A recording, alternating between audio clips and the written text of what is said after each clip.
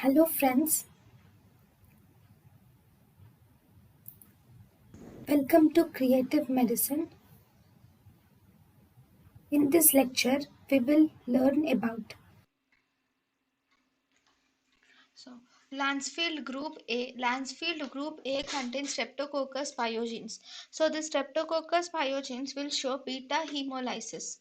And this Streptococcus pyogenes is bacitracin sensitive and pyre test positive. Whereas Streptococcus agalactiae includes B Lancefield group B and it includes beta hemolysis. It is bacitracin resistance and pyre test negative. Hippurate hydrolysis is also positive and CAMP test is also positive in Streptococcus agalactiae. thank you and thank you for watching.